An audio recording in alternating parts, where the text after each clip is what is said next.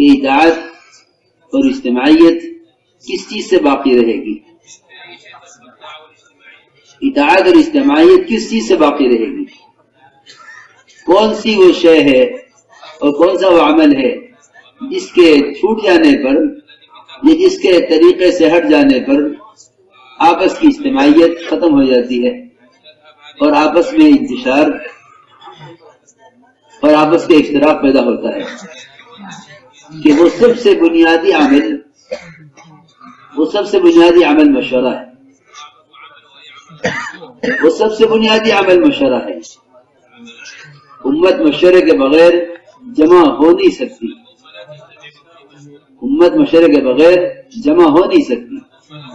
امت کی اجتماعیت کا بندھن اور اس کی بنیاد وہ صرف اور صرف مشورہ ہے. اگر مشورہ تقسیم ہو گیا تو کوئی طاقت نہیں ہے جو عملے کو مجتمع کر دے، کوئی طاقت نہیں ہے جو آپس میں اجتماعیت پیدا کر دے. باوجود سو اختلافات کے مشورے کو اختلاف کی وجہ سے چھوڑ دینا، اس کو احتجاج کہتے ہیں. اور احتجاج، اسلام میں احتجاج کی گنجائش نہیں ہے. اسلام میں احتجاج کی گنجائش نہیں ہے، اس لیے کہ احتجاج کا مقصد ہی یہی ہے. احتجاج کا مقصد ہی یہی ہے کہ اطاعت کو 100% طور پر ختم کر دیا جائے. احتجاج وہ اطاعت کی ضد ہے. احتجاج اطاعت کی ضد ہے. کام کی بنیاد احتجاج پر ہے نہیں. کام کی بنیاد تو احتجاج پر ہے کہ آدمی اپنی ذات سے محتاج ہو کر چلے. کیونکہ جب تک پالی بنا رہے گا اس وقت تک محتاج بنا رہے گا. جب مطلوب ہو جائے گا تو طلب ختم ہو جائے گی. اس لیے اطاعت کی بنیاد یہ مشورہ ہے. اگر یہ مشورہ اصول شریعت سے ہٹا ہوا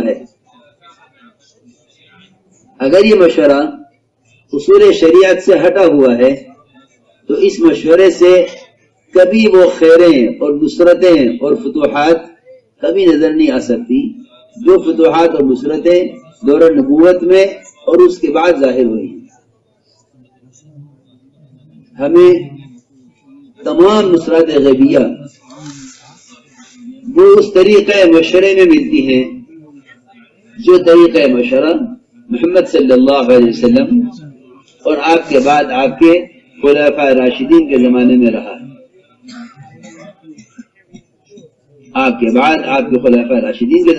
ہے. تمام غیبی رسلوں کا نزول اسی طریقہ مشورے پر ہے.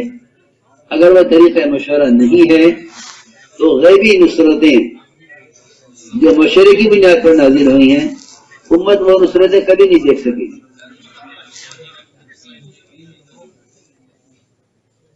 اس طریقہ مشورے کے اندر چند چیزیں بہت اہم ہیں.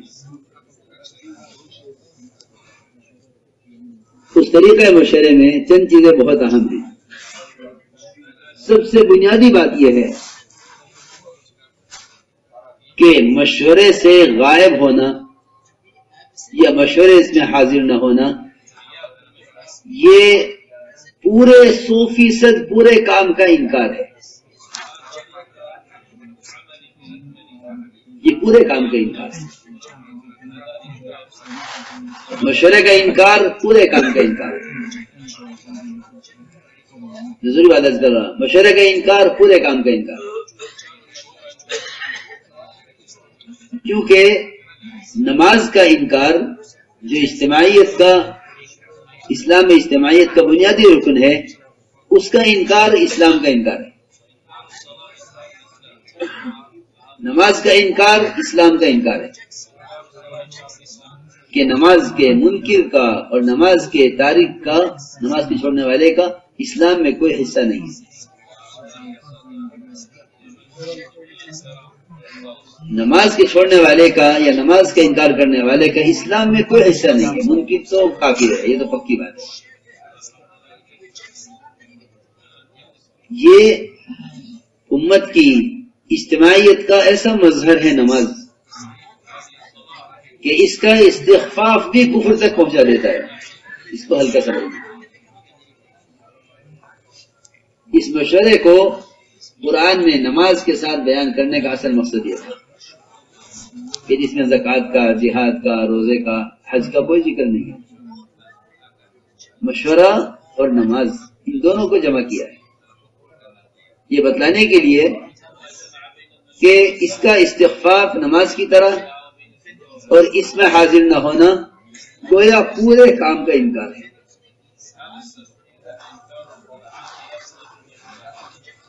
اس لیے زمین آسمان تقسیم ہو سکتے ہیں، مشورہ تقسیم نہیں ہو سکتا. مشورہ تقسیم نہیں ہو سکتا. مشورہ تقسیم ہونے کی چیز نہیں ہے کہ مشورہ تو مسجد کی اجتماعی نماز کی طرح ایک عمل ہے. اگر کوئی نماز کے لیے مسجد کی جماعت کے بعد آتا ہے تو مسئلہ یہ ہے کہ وہ مسجد کے حصے سے باہر نماز پڑھے. مسجد میں دو جماعتیں نہیں ہوتی. مسجد میں دو جماعتیں مسجد میں نہیں ہوتی کہ مسجد میں ایک جماعت ہوگی. مسجد میں ایک جماعت ہوگی، ایک امام کے پیچھے ایک نماز ہوگی. اگر بعد میں لوگ آتے ہیں مسجد کی نماز کے علاوہ تو وہ جماعت اگر کرنا چاہتے ہیں تو وہ مسجد شرعی کے حصے سے باہر جماعت کریں. کیوں؟ تاکہ امت ایسی تقسیم نہ ہو جائے کہ جس کو جب موقع ہو وہ آ کے اپنی نماز اس جماعت کی ادا کر لے کہ نہیں مسیح کی نماز ایک نماز ہے. مسیح کی جماعت کی نماز ایک نماز ہے. تو جو نماز پڑھ رہا ہے مسیح کی نماز کے علاوہ وہ تیری نماز وہ ایک تیرا الگ عمل ہے، وہ مسجد کی نماز نہیں ہے. مسجد کی جماعت تو ہو گئی، مسجد کی جماعت تو ایک ہوگی، وہ ہو گئی. اب اگر کوئی آئے گا تو وہ مسجد کی شرعی مسجد کے حصے سے باہر نماز پڑھے گا تاکہ مسجد کی جماعت کی نماز وہ ایک نماز رہے. صرف یہ میں مثال دے رہا ہوں کہ مسجد کی نماز ایک نماز ہے. ہمارا اس طرح ایک مشورہ ہے، چاہے وہ مشورہ مسیح کی سطح پر ہو یا وہ مشورہ حلقے کی سطح پر ہو یا وہ مشورہ صوبے اور ملک کی سطح پر ہو یا وہ مشورہ عالم کی سطح پر ہو. ہمارا مشورہ ایک مشورہ ہے. مشورہ ایک مشورہ ہے. اور یہ بھی یاد رکھنا چاہیے کہ جب اللہ رب العزت کسی جگہ کو ابتدائی قربانیوں کی بنیاد پر متعین فرما دیتے ہیں،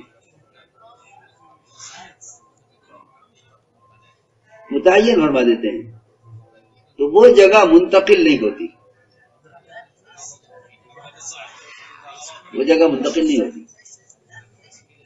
کیوں؟ کہ قربانیوں کی وجہ سے اللہ رب العزت ایک جگہ کو مرکزیت عطا فرماتے ہیں اور قلوب کو اس طرف پھیرتے ہیں. یہ اللہ کا نظام ہے کہ جہاں اخلاص کے ساتھ ابتدا میں قربانی دی جائیں گی اللہ تعالیٰ قلوب کو اس طرف پھیریں گے. اللہ قلوب کو اس طرف پھیرتے ہیں. یہ اللہ کا نظام ہے. ابراہیم علیہ السلام کی جو قربانیاں ہیں بیت اللہ پر، اس پر اللہ رب العزت نے فرمایا ہے کہ لوگوں کے قلوب اس طرف کھینچیں گے، وہ قلوب اس طرف کھینچیں گے، بلکہ دعا ہے وَاجْعَلْ أَفْئِدَةَ النَّاسِ تَهْوِي إِلَيْهِ، اجعل أفئدة الناس تهوي إليهم وارزقهم من الثمرات. یہ دعا، اس دعا سے معلوم ہوتا ہے کہ یہ دعا قیامت تک کے لیے ہے، یہ دعا قیامت تک کے لیے ہے، ان کے زمانے کے لیے نہیں ہے، یہ دعا قیامت تک کے لیے ہے. اجعل أفئدة الناس، ہمیشہ کے لیے لوگوں کے دلوں کو اس طرف پھیر دے. یہ میں ضرور عدد کر رہا کہ یہ ہے اجتماعیت کی، کہ اس کام سے متعلق عملہ اس کی طرف رجوع کرے، اس طرف رجوع کرے. کیونکہ ایک بات یہ بھی غور کرنے کی ہے کہ جب ممالک اور دور کے لوگ مدینہ منورہ کی طرف آتے تھے اور منافقین باہر سے آنے والے وفود سے یوں پریشان ہوتے تھے کہ ان کی بات، ان کا کام ملکوں تک پہنچ گیا ہے، تو منافقین کا ایک مستقل کام یہ تھا کہ وہ باہر کے ملکوں کو اور علاقوں کو اور مدینے کے آس پاس کی بستیوں کو مدینہ منورہ سے ایسی خبریں پہنچاتے تھے کہ جس سے مدینہ منورہ کی آمد رکے. یہ کام تھا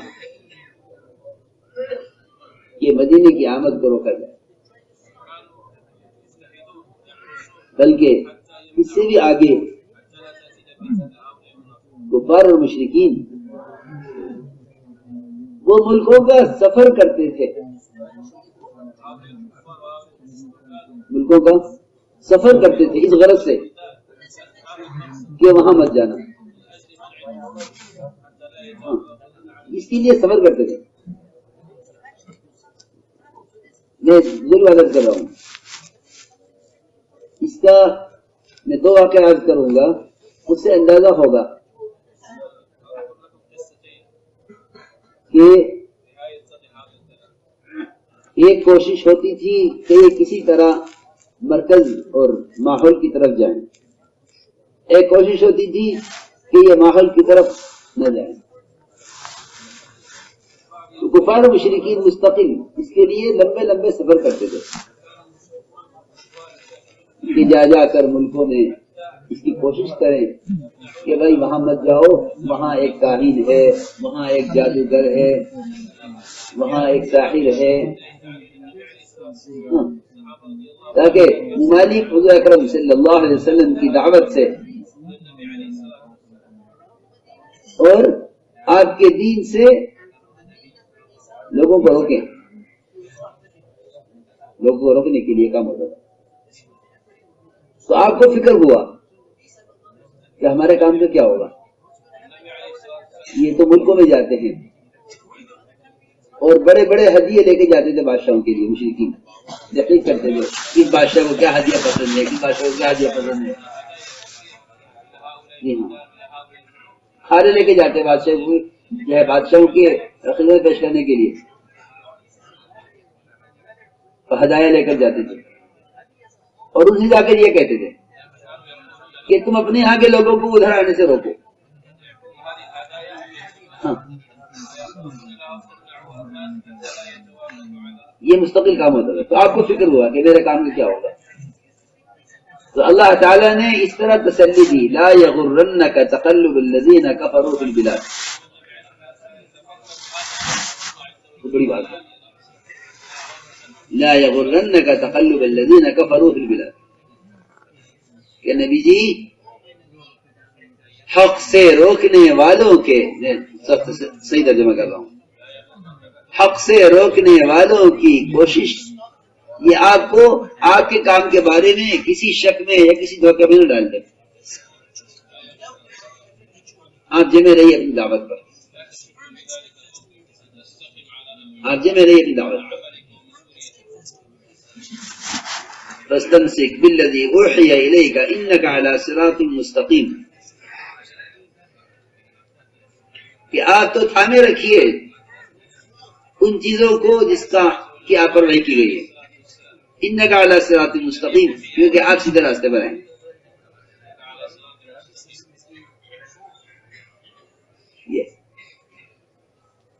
ادھر یہ کوشش ہوتی تھی کہ یہ ماحول میں نہ جائیں. یہ ایک مستقل کام تھا کہ ان کو ماحول سے روکو، کہ اگر یہ عمل کے ماحول میں آئیں گے تو متاثر ہوں گے. ایک طرف تو یہ کوشش تھی، دوسری طرف حال یہ تھا کہ مدینہ منورہ سے دور ایک جنگل میں ایک چرواہا بکریاں چرا رہا تھا. بھیڑیا نکلا جنگل سے اور اس نے ایک بکری کو پکڑ لیا. بکری کو پکڑنے کا مقصد چرواہے کو متوجہ کرنا تھا، اور نہ آسان نہیں ہے کہ بھیڑیے سے بکری کو چھڑایا جائے. بھیڑیے نے حملہ کیا، بکری کو پکڑ لیا. چرواہے نے بھیڑیے سے بکری کو چھڑا لیا تو بھیڑیا وہیں بیٹھ گیا اور انسانی زبان میں بھیڑیا نے بات کی. چرواہے سے کہا کہ اللہ نے مجھے رزق دیا تھا، تو نے چھین لیا. اللہ نے مجھے رزق دیا تھا، تو نے چھین لیا. چرواہے نے کہا ہائے تعجب کی بات، یہ بھیڑیا انسانی زبان میں بات کر رہا.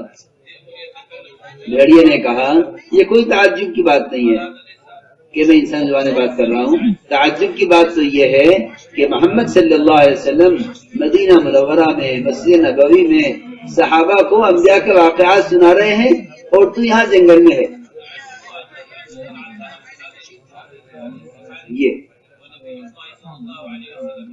ایک جانور کی، ایک درندے کی کوشش تو یہ ہے کہ یہ چرواہا ماحول میں جائے.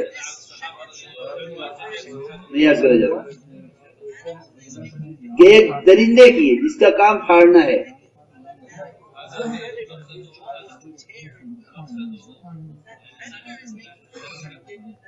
ایک بھیڑیا جس کا کام جانور پھاڑنا ہے، کھانا ہے، یہ اس کی غذا ہے. وہ تو دعوت دے رہا ہے چرواہے کو کہ تم ماحول میں جاؤ، حالانکہ یہ یہاں دعوت دے سکتا تھا. اس کو اللہ نے بولنے کی قوت دی، اس کو اللہ نے بولنے کی قوت دی، یہ دعوت دے سکتا تھا اس کو کہ یہ کلمہ ہے، یہ دین ہے، یہ اسلام ہے. نہیں، کہ تم ماحول میں جاؤ. بھیڑیے کی دعوت پر اس چرواہے نے سیدھا مدینے کا قصد کیا، سیدھا وہاں پہنچا اور تنہا جا کر آپ سے ملا. آپ نے اعلان کیا صلاۃ الجامعہ کہ تمام صحابہ جمع ہو جائیں. اس کی کیا اہمیت تھی؟ اس کی کیا اہمیت تھی؟ ایک آدمی آ گیا اسلام قبول کر لیتا. آپ نے اعلان کرا ہے، روایت میں ہے کہ تمام صحابہ جمع ہو جائیں. مسجد نبوی میں سب جمع ہو گئے. آپ نے فرمایا اس چرواہے سے کہ سناؤ کیا قصہ پیش آیا ہے. اس نے کھڑے ہو کر سارا واقعہ بیان کیا. اس کا کیا مقصد تھا؟ اس کا مقصد صرف یہ بتلانا تھا کہ ماحول کی طرف اس کو بھیجا گیا ہے، اور یہ بتلانا تھا کہ بھیڑیے نے اس کو یہاں بھیجا ہے. یہ بات آپ نے سارے صحابہ کے درمیان الصلاۃ الجامعہ کا اعلان کروا کے سب کو جمع کر کے یہ بات سب کو سنوائی. آپ نے پوری بات سن کر فرمایا کہ بھیڑیے نے سچ کہا ہے.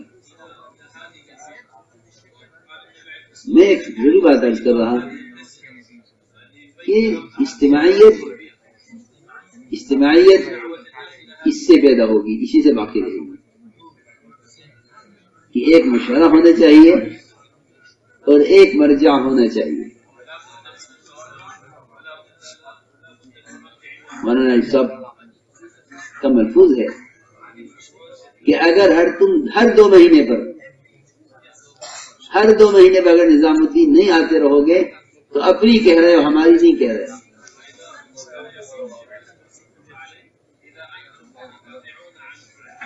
اتنا جلدی اتنا کام آگے بڑھنے والا ہے.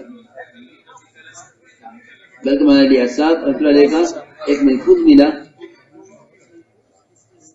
کہ ایک ساتھی 3 دن کے لیے اجازت لے کر گھر گئے اور 3 دن کے بعد آئے. 3 دن کے بعد آ کر مشورے میں کسی مسئلے میں رائے دی.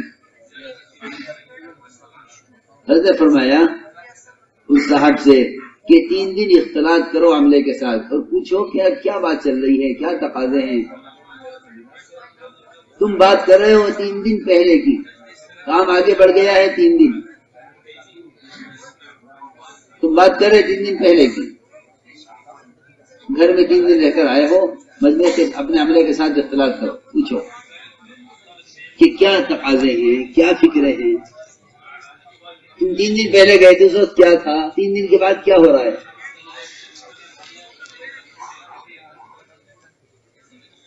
اس لیے یہ بہت بنیادی بات یہ ہے کہ اپنے کام کے ماحول میں آتے رہنا اور اپنے عملے کو اور اپنے مجمع کو کام کے ماحول میں بیچتے رہنا. یعنی مدارس دعوت سے مجمع کو گزارنا ضروری ہے. کیوں؟ اس لیے کہ ان مقامات پر پچھلوں کی قربانیوں کے آثار ہیں جو قیامت تک باقی رہیں گے.